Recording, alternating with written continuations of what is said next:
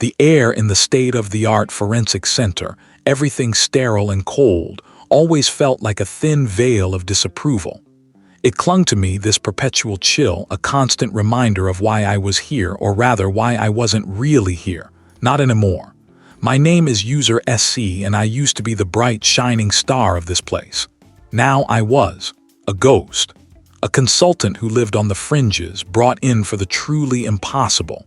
The fluorescent lights hummed a low, insistent drone that grated on my nerves. I traced the condensation on the thick glass of the observation room, my breath fogging a small circle. Inside, a new colleague, one of the eager young ones with sharp eyes and an even sharper suit, was meticulously dusting for prints on a recovered piece of evidence. A shard of ceramic, no bigger than my thumb, pulled from the muddy bank of a river that had seen better days and a lot more bodies. I watched him, the way his brow furrowed in concentration, the almost reverent care with which he handled the evidence. It was a performance, really, a meticulous dance of procedure. I knew that dance. I'd choreographed it myself once. My own hands, calloused from years of less, refined work, rested on the cool, polished countertop. My current project wasn't glamorous. Cataloging historical soil samples. Fascinating in a geological, utterly detached way. A far cry from the adrenaline rush of a fresh crime scene, the intricate puzzle of a broken life laid bare under my microscope. A chime echoed through the cavernous lab, a soft, melodic interruption to the hum. It was the private line. Only a handful of people had that number. My stomach tightened. It was never good news when they rang that line. We've got a situation. Situations are my specialty, Chief, I replied, trying to inject a casualness I didn't feel. What is it this time? Another missing sock from the evidence locker. He didn't laugh. Worse, much worse. Remember the Miller case, the one from '98, unsolved. Daughter vanished without a trace.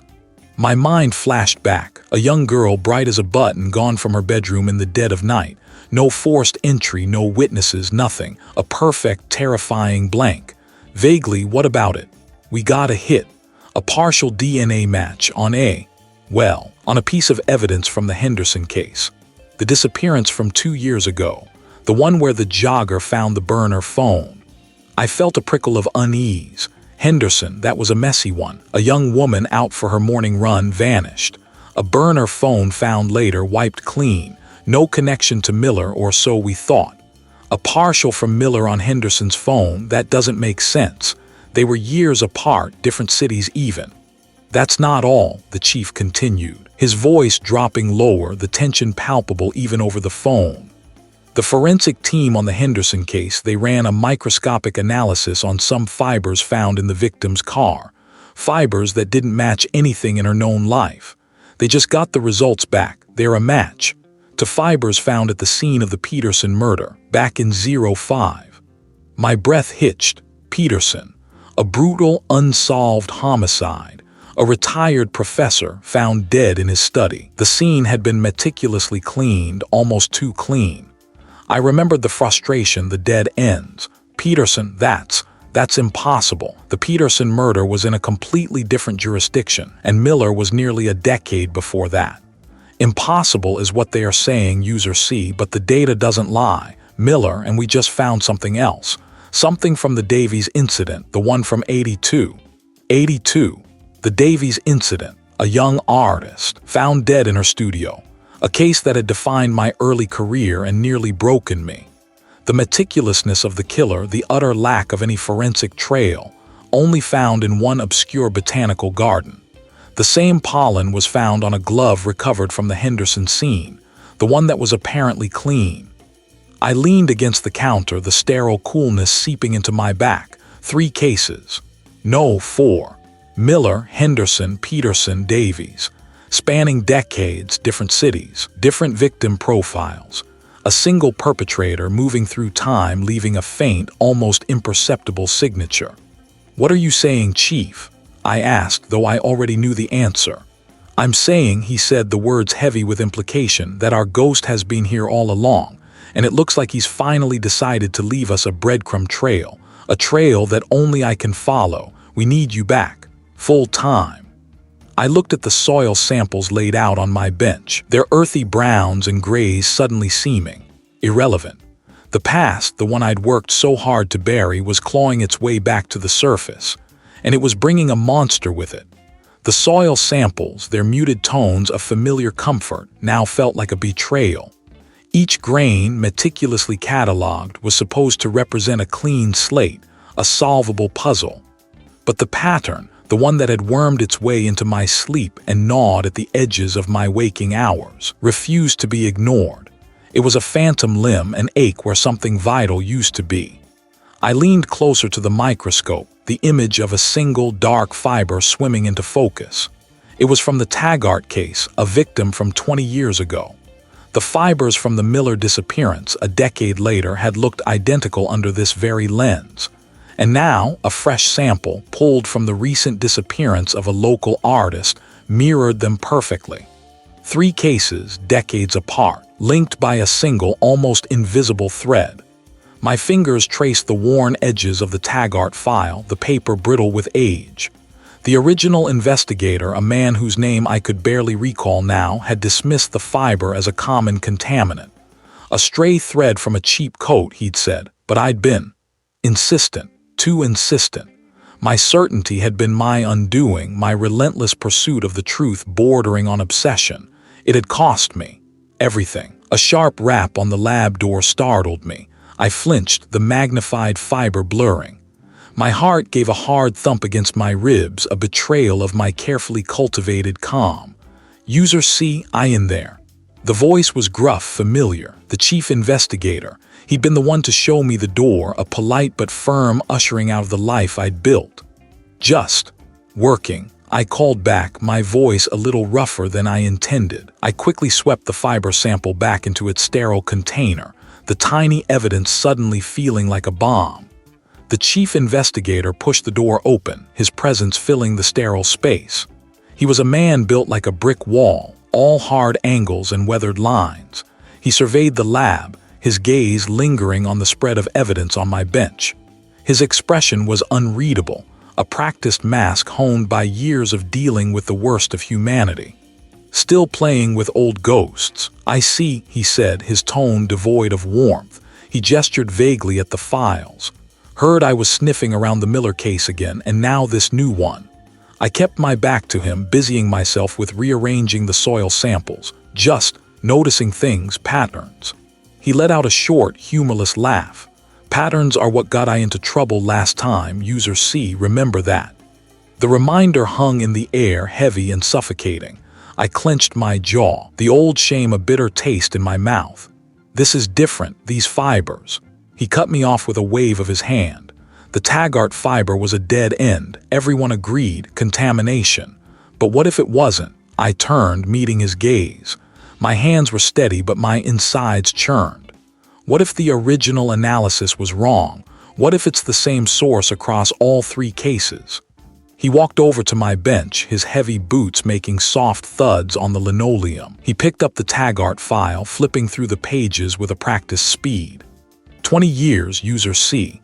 20 years this has been sitting on a shelf. The trail's gone colder than a January night in the Arctic. Cold doesn't mean gone, I countered, my voice rising with a frustration I couldn't quite suppress. This artist, the Miller woman, the Taggart girl, they're all in their late 20s, early 30s. All lived within a 50-mile radius, all vanished without a trace, and all potentially linked by this. I tapped the container holding the fiber. He set the file down, his eyes narrowing. Ire reaching, desperate to prove Ire's still relevant. The accusation stung, a familiar pain. He wasn't wrong, not entirely. I was desperate. Desperate to prove that my instincts, the ones that had led me astray before, could still be right. Desperate to believe that this wasn't just a series of tragic coincidences. Look at the reports, I urged, pushing the Taggart file towards him. The original analysis on the fiber was cursory. They didn't have the equipment we have now. They wouldn't have been able to pick up the subtle variations, the unique chemical signature. He picked up the file again, his brow furrowed as he scanned the faded ink. I watched him, holding my breath. He paused, his finger tracing a section of the report. They did a secondary analysis here, he muttered, more to himself than to me. Said it was inconclusive. Inconclusive isn't the same as no match, I pressed. And the Miller case, 20 years later, they found similar fibers, dismissed as, what was it, common textile material. He grunted, a sound that could mean anything. He flipped to the Miller file, his movements surprisingly gentle for such a large man. He read for a long moment, his expression unreadable. I know, user C, he said, closing the file with a soft snap. The artist case is still active. The family's pushing for answers, but they want someone, current, someone with fresh eyes. He met my gaze, and for the first time I saw a flicker of something other than dismissal. They don't want the ghosts of the past. He turned and walked towards the door, leaving me alone with the hum of the equipment and the weight of the 20-year-old fiber.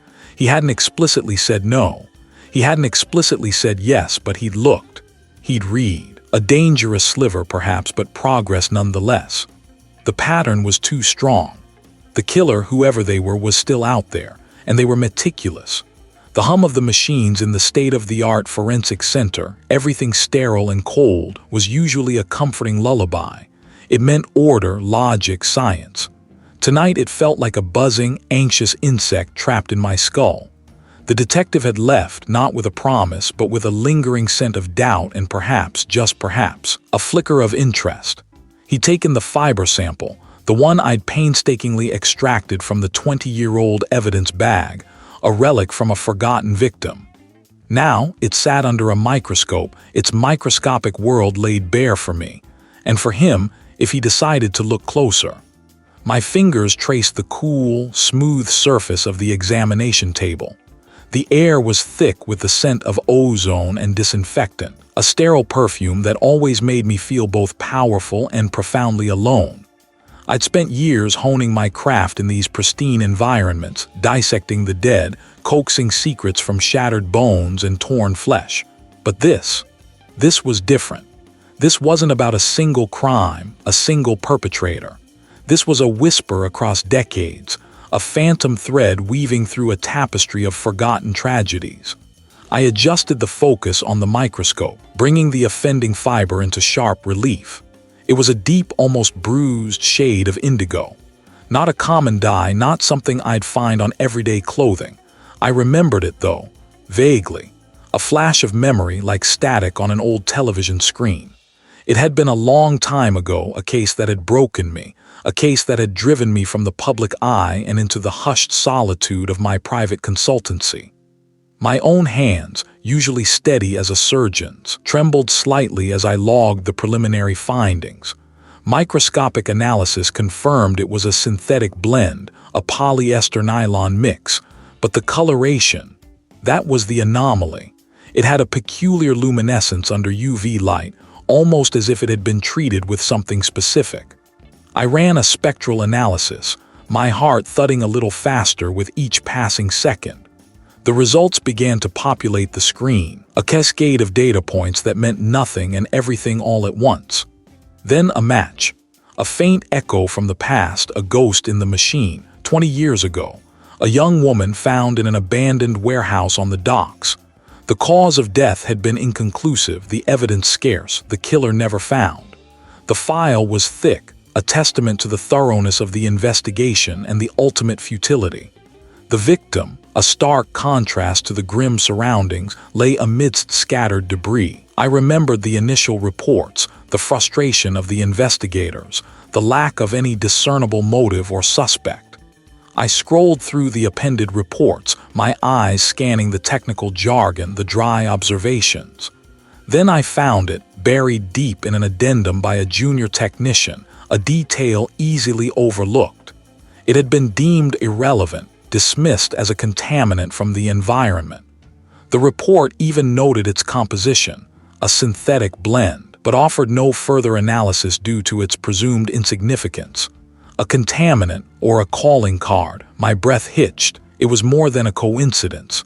This wasn't just a new case. This was a resurrection.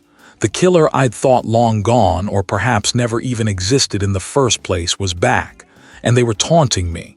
They knew I was looking. They knew I could connect the dots. The tension in the air thickened, no longer just the hum of machinery, but the palpable weight of a looming threat. And I, user C, was the only one who could see them. The paranoia, the thing I'd fought so hard to bury, began to stir.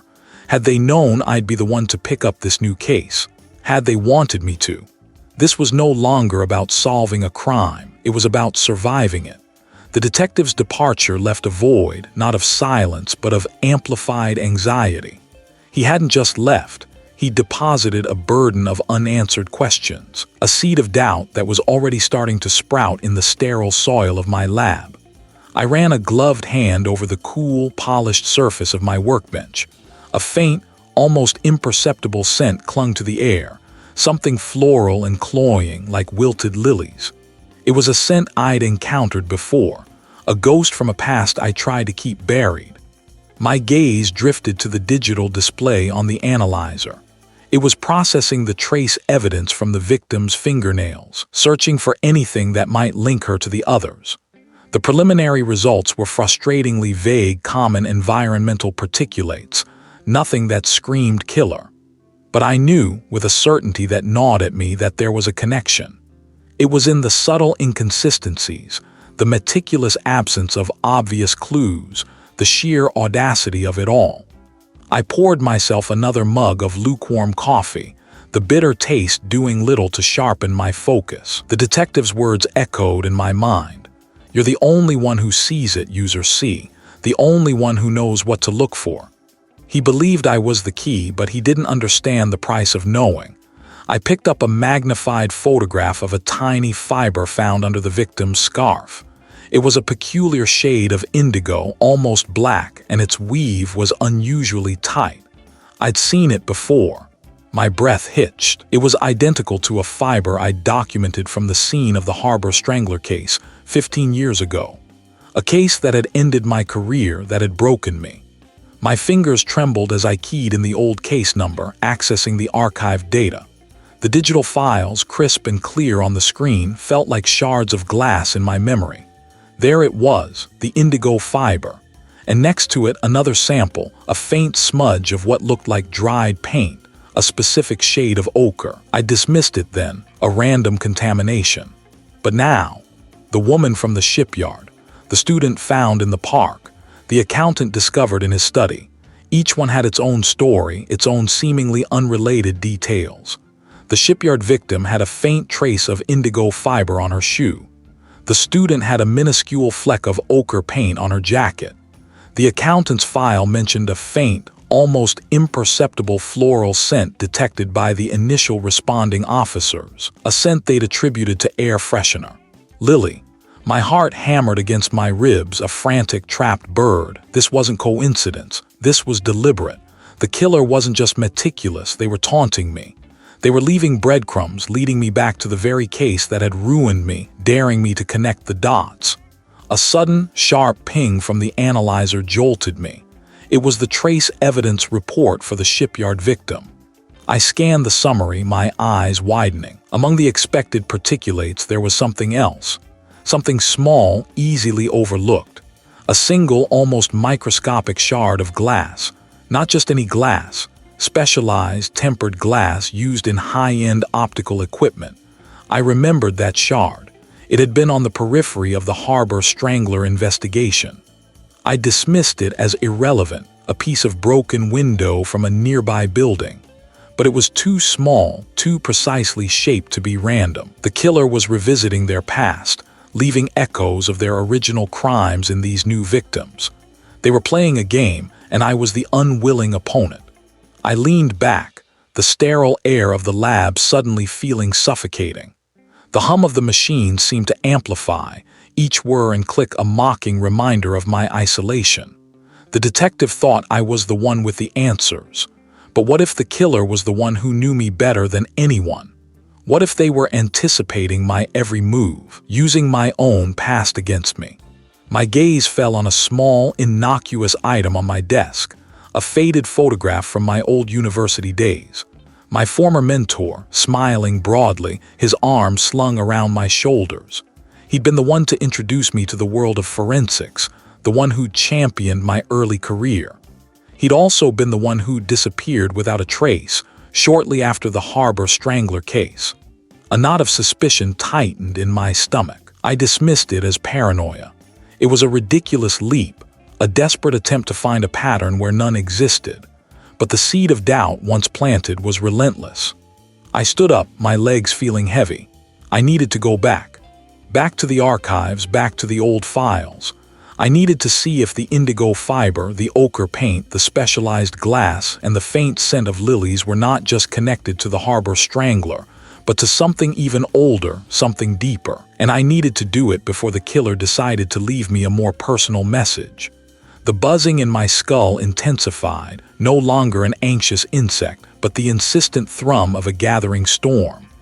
The hum of the ventilation system in the state-of-the-art forensic center, everything sterile and cold, was usually a comforting sound. It was the white noise of progress, the soundtrack to uncovering truths. Tonight, it felt like a low growl, a predator circling. I traced the outline of a crime scene photo with my fingertip, the glossy surface cool against my skin. The victim, a young woman, lay sprawled on a threadbare rug, her eyes wide with a terror I knew all too well. This was the third one. The shipyard worker, the student, and now her. The detective had left hours ago, his frustration a palpable cloud in the air. He wanted answers, a neat bow on this messy package. But the more I dug, the more the package seemed to unravel, revealing something far more intricate and disturbing than I'd initially allowed myself to believe.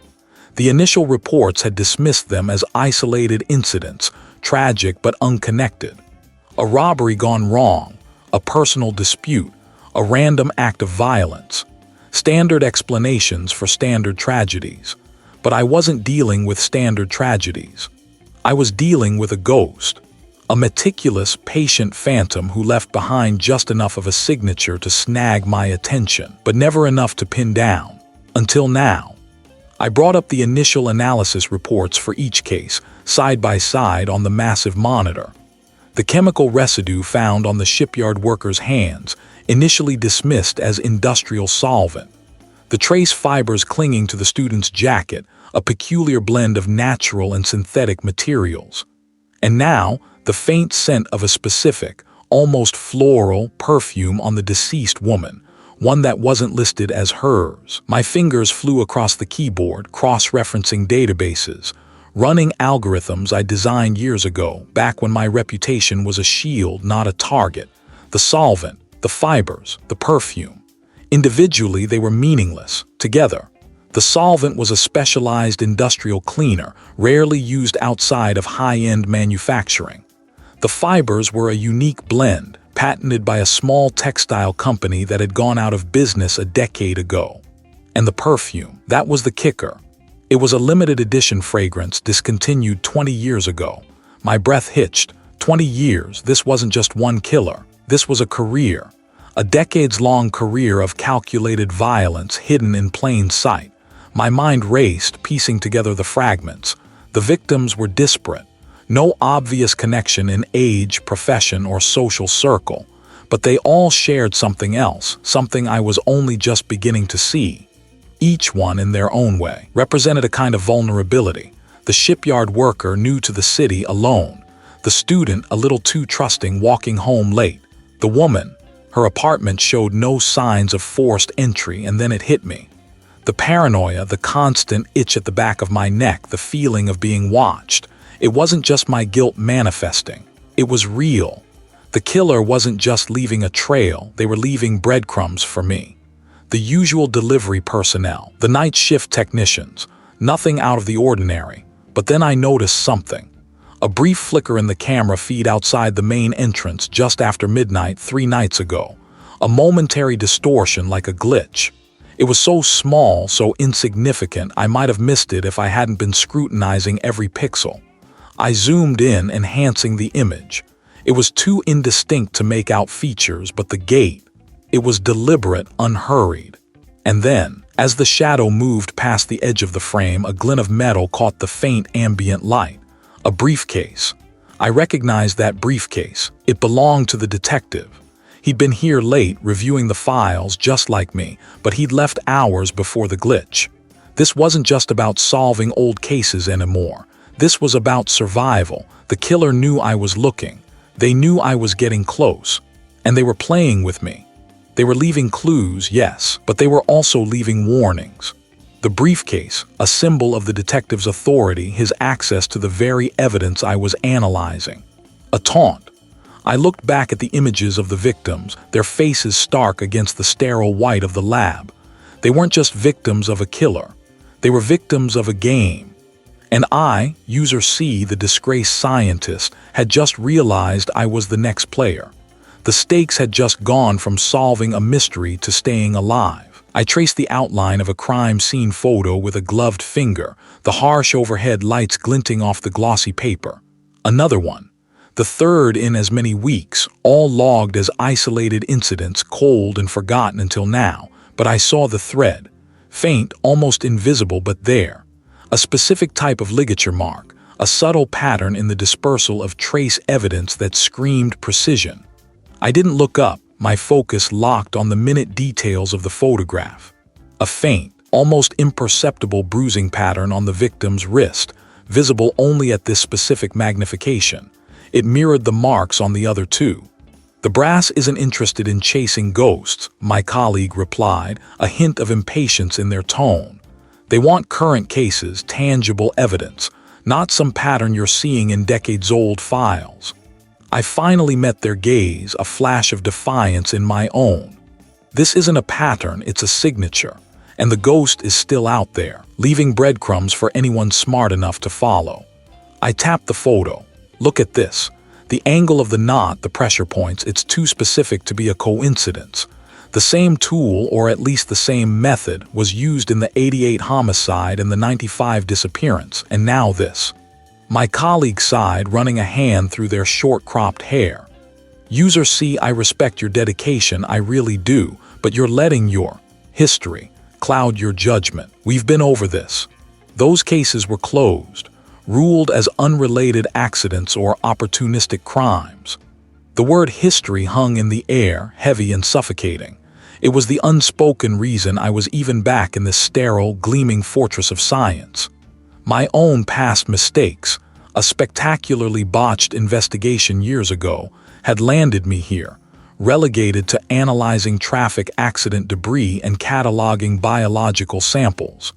But this killer, this meticulous phantom, was forcing me to look back, to confront the very things I tried to bury. My judgment is fine, I retorted a little too sharply. It's the system that's blind. They were closed because no one bothered to look close enough. I felt watched not just by my colleague but by the very walls of this place. Paranoia, my old companion, was back with a vengeance. Had someone overheard? There was this information being leaked. I'm just saying, focus my energy on what's in front of eye. My colleague continued, their voice softening slightly. We have a backlog of DNA analysis from the downtown warehouse fire. That's real, that's current. I pushed the photos aside, the urge to slam them down warring with my ingrained discipline. Right, the warehouse fire. I turned to the automated sequencing unit, its green lights blinking rhythmically.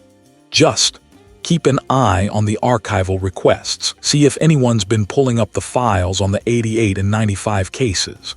My colleague nodded, a flicker of concern in their eyes that I almost missed. Will do, but User SC, don't burn myself out on shadows. As they walked away, the silence descended again, thicker this time. I stared at the crime scene photos, the victim's vacant eyes seeming to accuse me. It wasn't just about catching a killer anymore. It was about proving myself, about redeeming the failures that haunted my every waking moment. And if this killer was as intelligent and as patient as I suspected, they knew it. They knew my weaknesses. The thought sent a fresh wave of unease through me. I picked up the photo again, my hand steady despite the tremor in my gut. The ligature mark. It was perfect. Too perfect.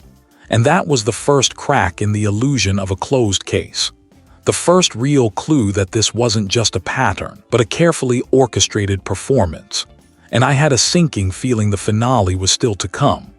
The fluorescent lights of the state-of-the-art forensic center, everything sterile and cold, hummed a monotonous tune that usually soothed my frayed nerves.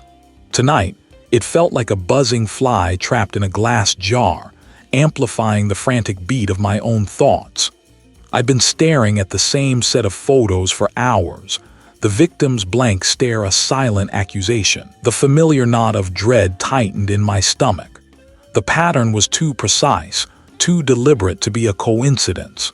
3 victims, separated by years, buried in different jurisdictions, yet the forensic signatures, they were identical. Not just similar, identical. The exact chemical composition of the trace fibers found under the fingernails, the unique ligature marks on the wrists that spoke of a specific knot, even the subtle degradation patterns in the DNA samples that suggested a particular preservation method. It was like looking at my own past work, twisted and replayed by a phantom. A younger colleague, his face still smooth and unlined, approached my workstation.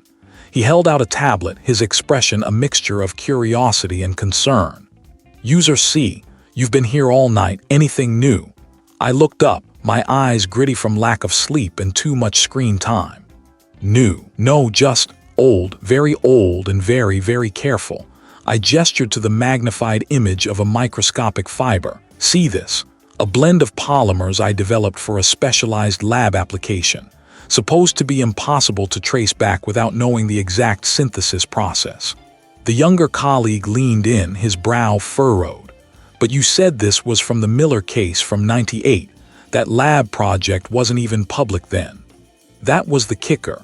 The fibers, the knot, the DNA degradation all pointed to methods and materials that predated the public's knowledge of them. The killer hadn't just been meticulous, they had been prescient or perhaps an insider. The paranoia, a constant companion since then, coiled tighter in my gut. "That's the point," I said, my voice rough. "Whoever did this knew about my research before it was even presented, or they were the research." He shifted uncomfortably. "But it's impossible." "Is it?" I challenged, my gaze hardening. I picked up a report detailing the ligature marks. "Look at this. The pressure points, the specific angle of the tension. It's a sailor's knot, but not just any sailor's knot. It's a specific variation used in deep-sea salvage operations. I documented it in my thesis on forensic knot analysis, a thesis that was classified for years." My colleague paled. Suddenly, my personal comm unit chimed, a jarring sound in the quiet lab. It was the lead detective, his voice clipped and urgent.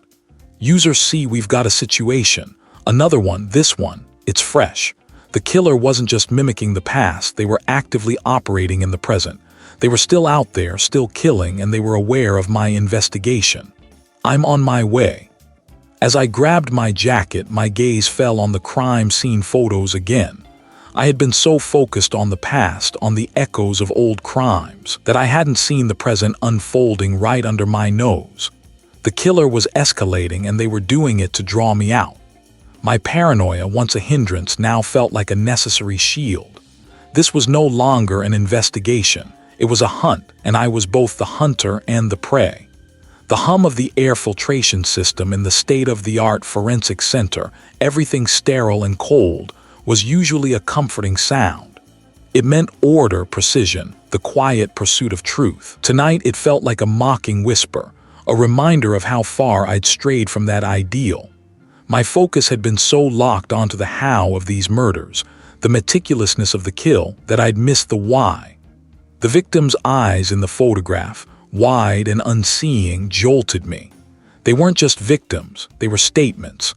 I spread the case files across the gleaming white lab bench, the harsh overhead lights glinting off the polished surfaces. Each file represented a life extinguished, a story cut short. The first was from '88, a young woman found in an abandoned warehouse district, her body arranged with almost ritualistic care.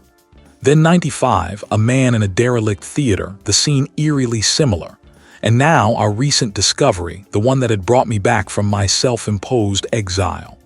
The common thread, the one I'd been tracing like a phantom limb, was the killer's signature. A single, perfect white orchid placed on the victim's chest. My colleague, a sharp woman with eyes that missed nothing, hovered nearby, her own analysis spread out before her. "Anything user see?" he asked, his voice low. I shook my head, running a hand through my already disheveled hair. "Not yet, it's too clean, too impersonal." That was the problem. The killer was a ghost, leaving no DNA, no fingerprints, no traceable fibers. Just the orchids and the staging. Always the staging. I picked up the file from the 95 case. The victim, a librarian, had been found sprawled on the stage of the old Grand Majestic Theater. The report detailed the meticulous placement of her body, her limbs posed as if in a tableau. The attending officers had noted the single white orchid resting on her sternum, its petals pristine. I remembered the crime scene photos from that one vividly, the dust motes dancing in the shafts of light that pierced the decaying grandeur of the theater, the unsettling stillness. "The orchids," I murmured, more to myself than to my colleague. "Where are they sourced? I've had my team run trace on the pollen, the soil composition. Nothing unique. They're commercially grown." My colleague tapped a printout. "I've been looking at the victims themselves, trying to find a link beyond the obvious MO." She pointed to a column of data. Age, profession, social circles. They seem entirely disparate. Disparate but not random, I countered, my gaze sweeping over the victim profiles. The librarian, the warehouse worker, the recent victim, a retired architect. What did they have in common? Nothing I could see on the surface, but the killer saw something. They had to. I pulled up the digital autopsy reports for all three. The cause of death was consistent. Blunt force trauma to the back of the head, delivered with immense force. But it was the timing of the orchid's placement that always bothered me. It was always post-mortem. The killer waited. They always waited. I zoomed in on the 88 case photos. The victim, a young woman named Sarah Jenkins, had been found near a loading bay. Her body was positioned facing a grimy, boarded-up window, and there on her chest the orchid. "Wait a minute," I breathed, leaning closer to the screen. The 88 report mentioned the window. Sarah Jenkins was found facing it. The 95 victim, the librarian, was found on the stage of the Grand Majestic. The stage had a backdrop, a painted scene, and our recent victim, the architect. His body was found in his study, facing his drafting table. My colleague looked up, sensing my shift. "What is it?" "The victims aren't just posed," I said, my voice gaining a frantic edge. "They're positioned to look at something." Sarah Jenkins was facing a window. The librarian was facing the stage's backdrop. The architect, his drafting table. I pulled up the blueprints for the Grand Majestic Theater. The stage backdrop was a painted replica of a bustling city square. The librarian had been placed directly in front of it, her gaze fixed on the painted buildings. My mind raced, connecting the dots, the familiar pattern of paranoia beginning to coil in my gut. The killer wasn't just leaving a signature, they were leaving a message. A critique. I pulled up the architect's file again. His name was Arthur Finch, a respected architect known for his modernist designs. His study was immaculate, filled with architectural models and sketches. He'd been found slumped over his drafting table. The orchid had been placed on his chest. The architect designed public spaces, I said, my fingers flying across the keyboard, pulling up images of his most famous works. Parks, libraries, cultural centers, places of community and contemplation. My colleague was silent, watching me. "Sarah Jenkins," I continued, my voice a low growl. He was an aspiring artist. Her journals, which we recovered, were full of sketches of urban decay. He was fascinated by the forgotten corners of the city. I brought up the librarian's file. Eleanor Vance, a pillar of her community, instrumental in fundraising for the local library, which housed a significant collection of local history. "This isn't about random violence," I stated, the realization hitting me like a physical blow. "This is about the city itself, about what it's become or what it's lost." The orchid, it was a symbol of beauty, of purity, but it was also delicate, easily crushed, and it was always white. The victims, I breathed, my eyes scanning the details again. They represent different facets of the city. The artist who saw its decay, the librarian who preserved its history, architect who shaped its future, and the killer. The killer is offering their own commentary. I looked at the crime scene photos again, seeing them with new eyes. The arrangement of the bodies, the placement in front of specific backdrops or views, it was a curated exhibition. The killer wasn't just murdering people, they were constructing a narrative, a condemnation, but of what and why now? Why these specific people? The weight of it pressed down on me, heavy and suffocating. I was getting closer, I could feel it, but the closer I got, the more the killer seemed to recede, anticipating my every move, always one step ahead.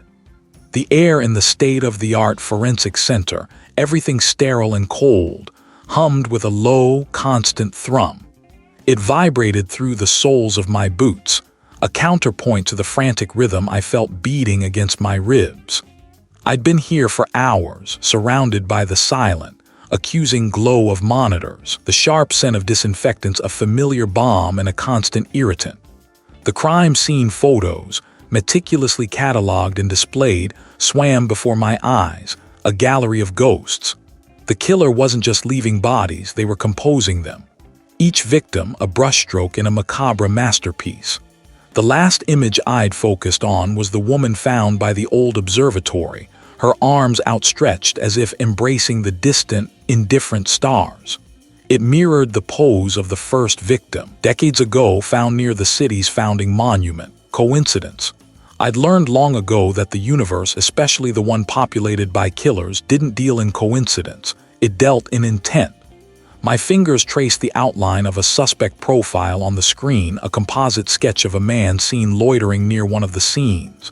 Generic, forgettable, exactly the kind of face that could disappear into any crowd.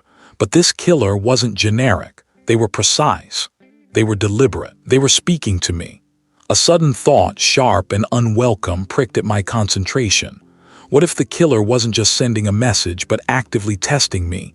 What if they knew I was looking? The paranoia, a constant companion since that day, coiled in my gut. I shook my head, trying to dislodge the insidious whisper. Focus. The pattern was undeniable. The victims weren't random. They were symbolic. The man by the library, his head tilted as if listening to unheard wisdom. The young woman at the botanical gardens, a single, perfect rose clutched in her hand.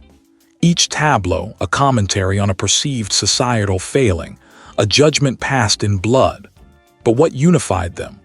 What was the overarching theme that bound these disparate lives into a single, damning indictment? I pulled up the timeline again, cross-referencing the dates of the murders with significant historical events in the city. Nothing obvious jumped out.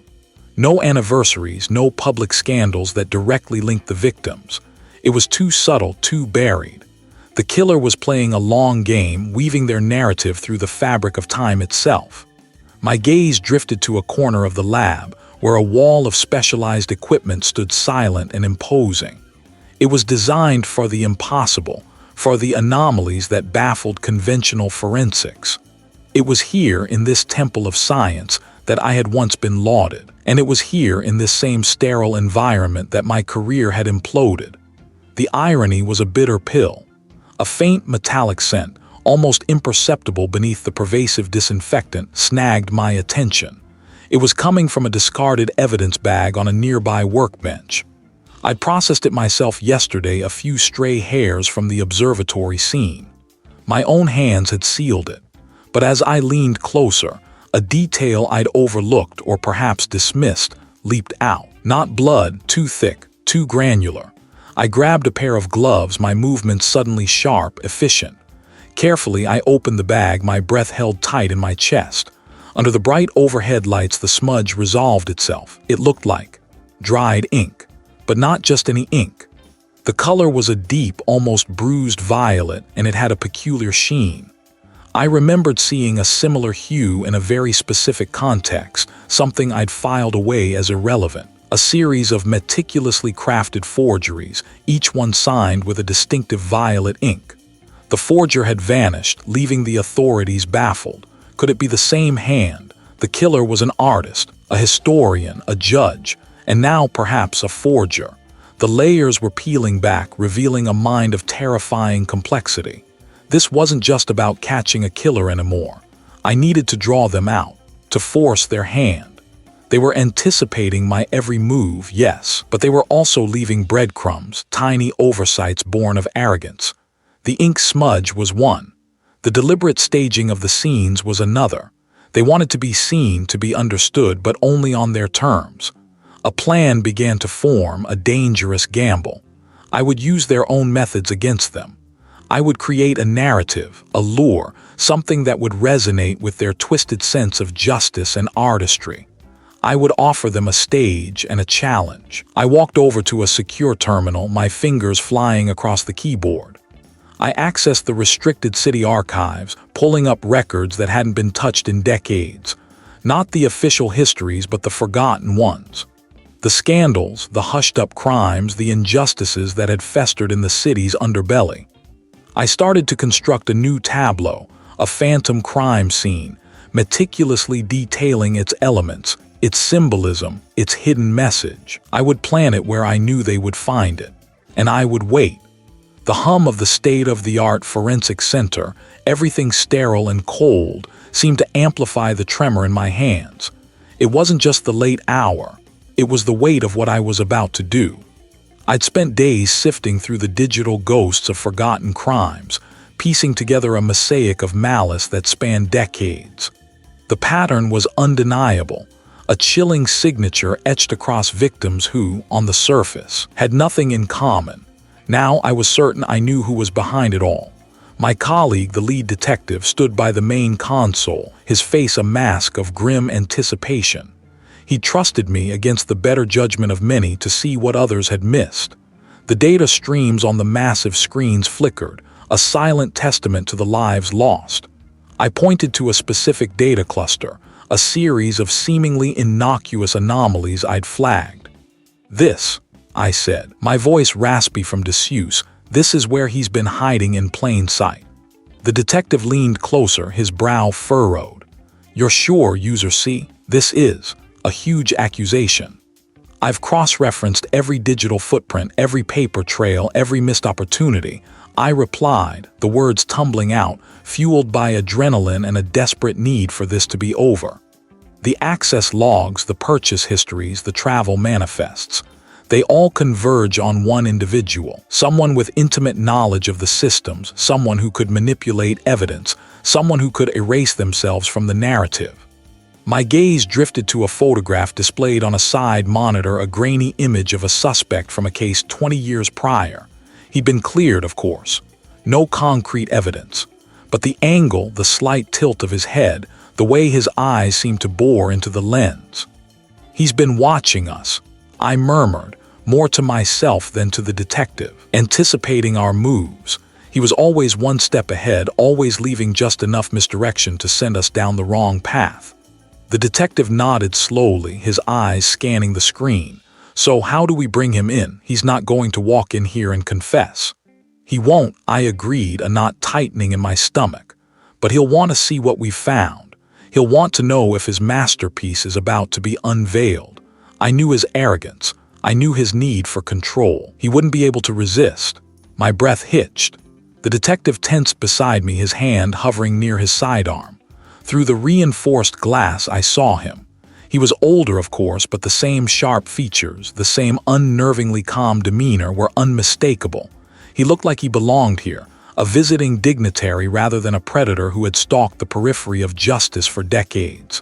He walked in, his footsteps echoing on the polished floor.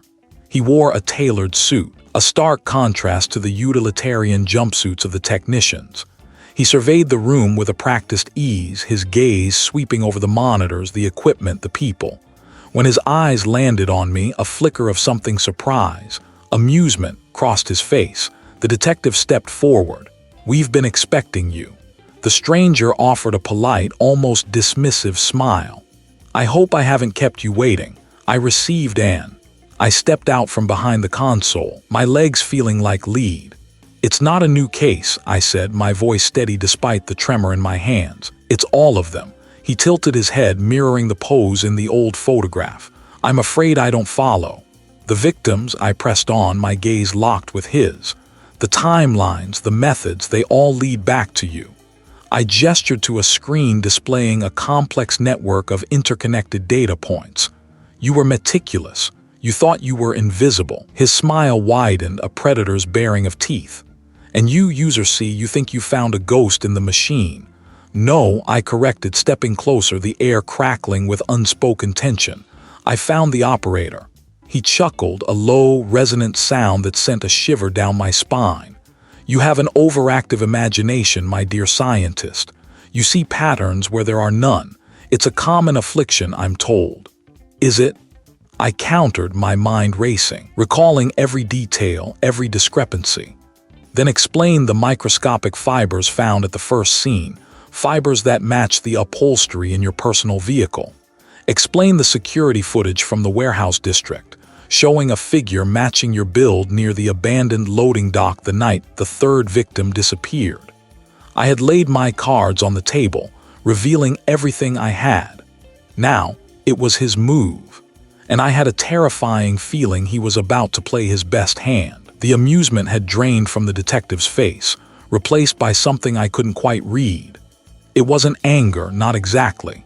More like a predator sizing up its prey, the kind of look I'd seen in the eyes of a hawk just before it swooped. The sterile, cold air of the state-of-the-art forensic center, usually my sanctuary, felt thick and suffocating now. I just laid out every piece of evidence, every thread I'd painstakingly woven together, connecting these decades-old murders, and a chill unrelated to the lab's climate control snaked down my spine. I've certainly done my homework, user C, the detective said, his voice low and even. He leaned back, the pristine white of his lab coat a stark contrast to the grim reality we were discussing. He gestured vaguely at the holographic display I'd projected, a complex web of timelines and victimology. Impressive, for someone who, supposed to be doing this anymore. That jab landed as I knew it would. My disgrace was a well-worn coat and he knew exactly where to prod. I'm not doing this anymore, I corrected, keeping my tone steady. I'm doing this because no one else is, because the pattern is screaming at us and I'm all too busy looking at the fingerprints to see the forest for the trees. He chuckled, a dry, humorless sound. And I think you're the only one who can see the forest. I've been looking at these files for years, user C. I've seen the same patterns I have. I just didn't have my unique perspective.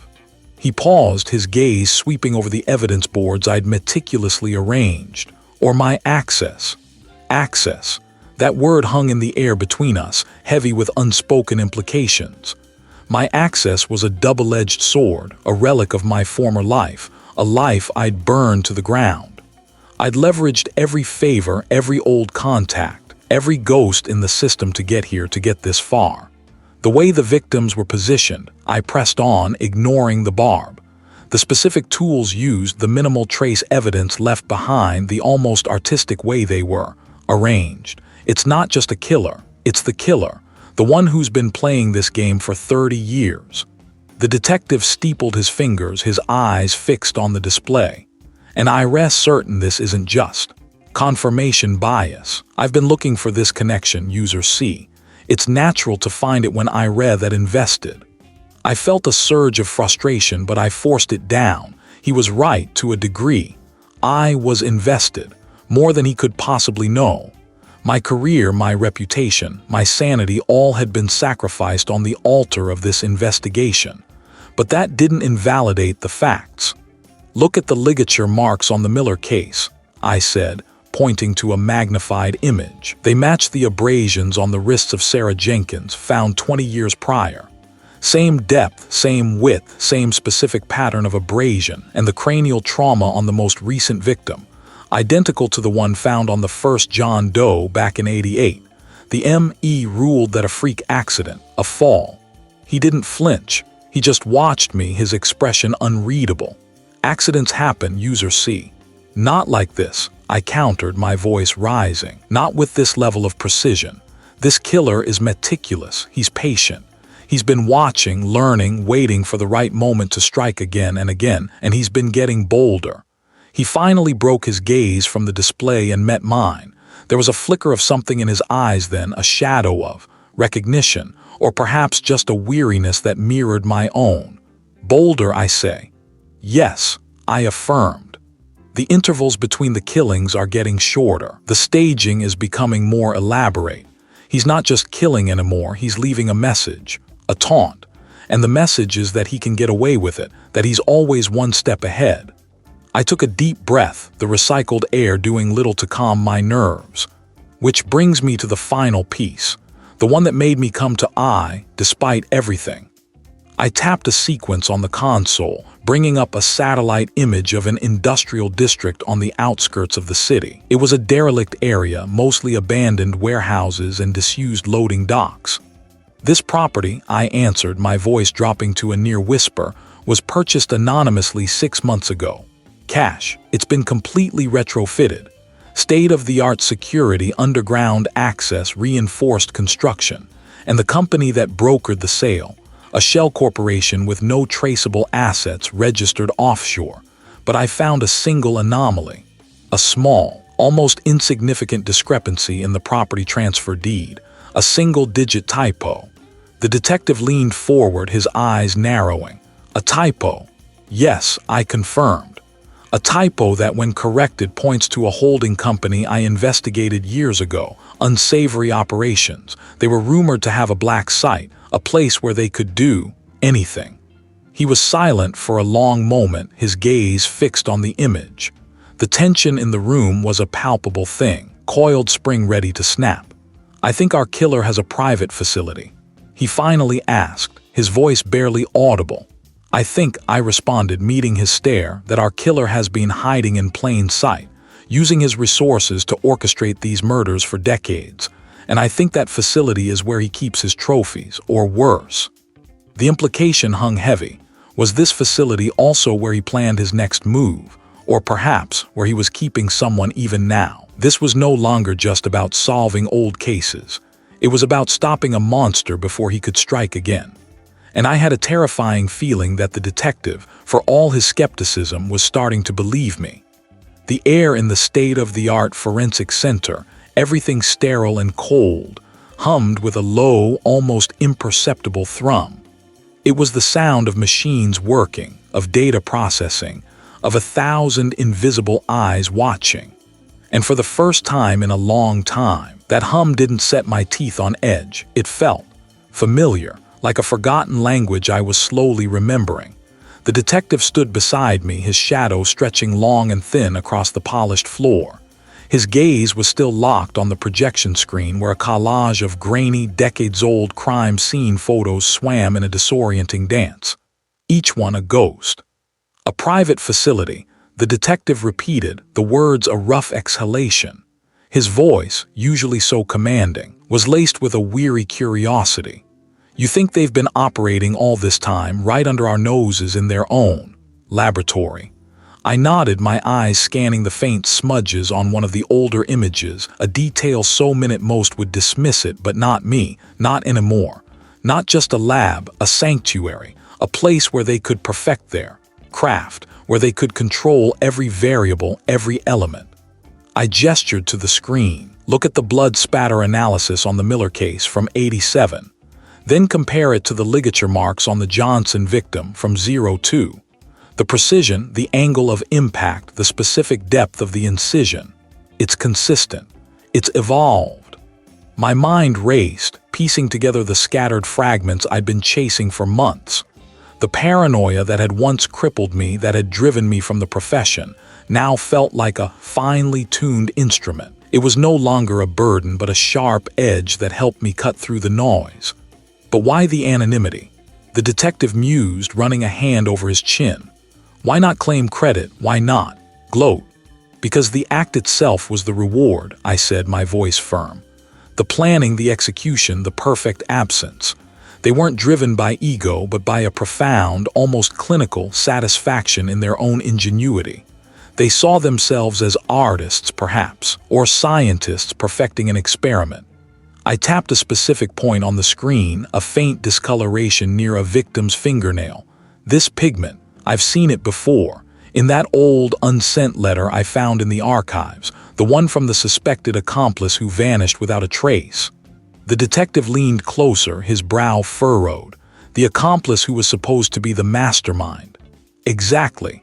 But what if the accomplice was merely the architect of the opportunity, and our killer, our phantom, was the one who truly understood the materials, who had the hands, the mind to make it all happen? I traced the outline of a faint fingerprint barely visible in the photo. This partial print. It's been run through every database, every known offender. Nothing. But what if it's not a known offender? What if it's someone who operated outside the system entirely? Someone who created the system in a way and then hid within it? A silence descended, heavy with unspoken possibilities. The sterile air seemed to press in, amplifying the ticking of a distant clock. There was I seeing patterns where there were none.